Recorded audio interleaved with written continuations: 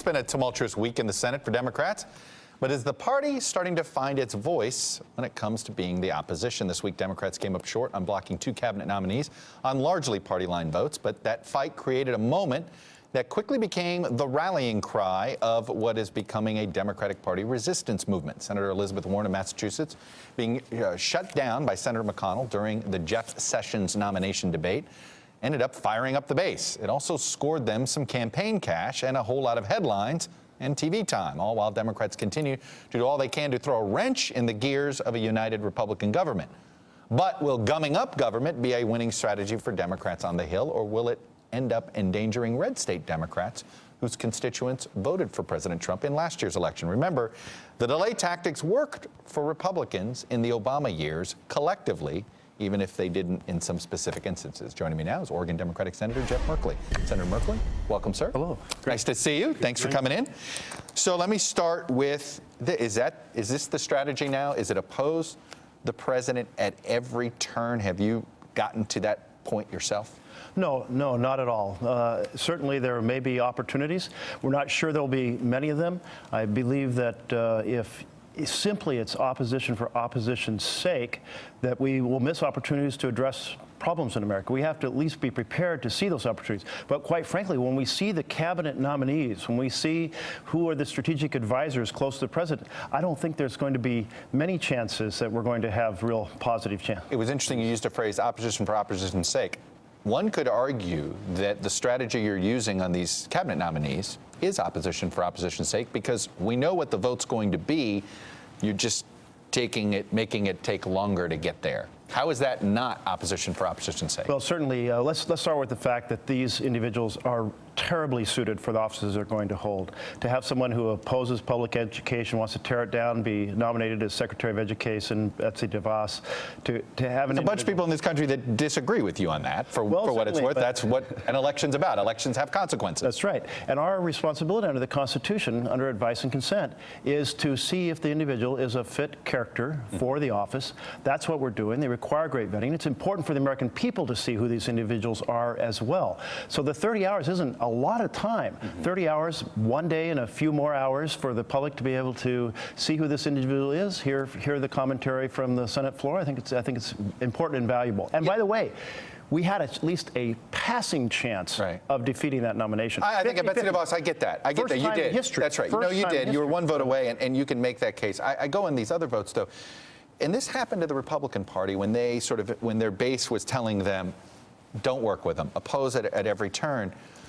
But when they didn't successfully defeat items, then the base got rambunctious and angry at the electeds. I mean, are you worried that failure after failure, even if you're fighting the good fight as far as the base is concerned, that over time that takes a toll and there's disappointment? No, I'll tell you what really deflates the base if they see that we're not fighting for the issues.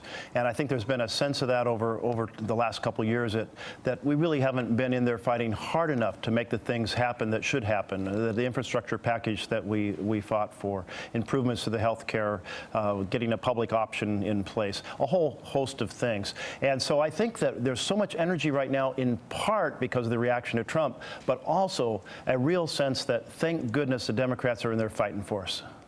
What would you say to John Cornyn, who said this? I don't see how they sustain their anger and their lack of participation in the governing process very long and still come back in 2018.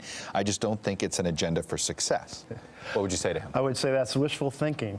And he probably already knows it's wishful thinking. You're starting to see the Republicans get really worried about actually breaking our health care system, get really worried about actually defunding Planned Parenthood, because they're seeing this mass reaction that there is no mandate for this president, for his agenda, and for what the Republicans want to do in Congress.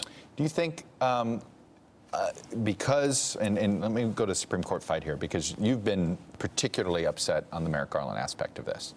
Do you think because of how Republicans treated Merrick Garland that no matter what, Democrats should force Mitch McConnell to change the rules if he wants to get him confirmed? Well, it isn't just about the way they treated him, like they insulted him. What they did is something unprecedented in U.S. history. They took the seat and they stole it from President Obama, refused to do their responsibilities under the Constitution. They did not vet the candidate. They did not vote on the candidate.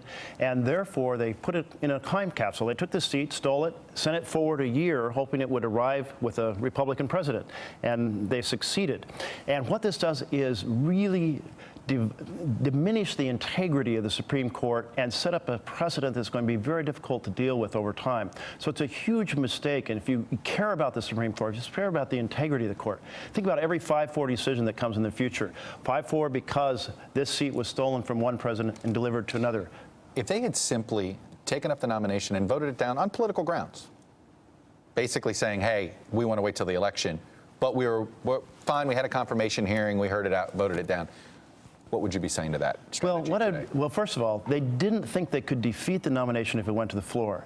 Merrick Garland was widely respected on both sides of the aisle. That's why they didn't do it? Yes, absolutely. But if they had done that, you think that would have been at least a better way to oppose? Yes, absolutely. It would have set a different precedent, and people could have said in the individual states, hey, here's where my senator stood. This is how my senator voted. I can respond to that. The senator would have to defend it. No, that would be much better. But they'd have difficulty voting him down because they didn't have a good reason. So that was the fear of Mitch McConnell. That was the fear of the Koch brothers, that this justice would be confirmed and that the justice would vote against the dark money that is corrupting our nation. You're going to have a base of the Democratic Party that's so fired up to take on Donald Trump. You're going to have 7 or 8, maybe 10 Democrats who are up for re-election in 2018 in states that Trump carried, and they're very nervous. What do you tell, are you going to be comfortable watching Joe Manchin or Bob Casey or, if they end up deciding that they've got to work with Trump, it's going to cause a Democratic Party not to be as united in opposition. Is that going to be a problem for you? Well, I'll tell you, each senator understands their state better than any of the rest of us do. And we want those senators back.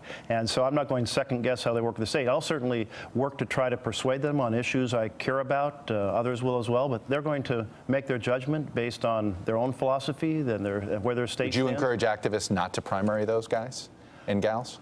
I would actually. Yeah, I think that it would be bad for the party, that Manchin shouldn't be primaried, even if you object, because you're better off getting. I absolutely would not encourage anyone to primary them. Any of these incumbents? No, they're wonderful colleagues. They're with us on most of the issues that we care about, and we need them back. All right, Senator Merkley, I got to leave it there. Thanks for coming in. Good to see you, welcome. sir. Thank you. We'll be watching.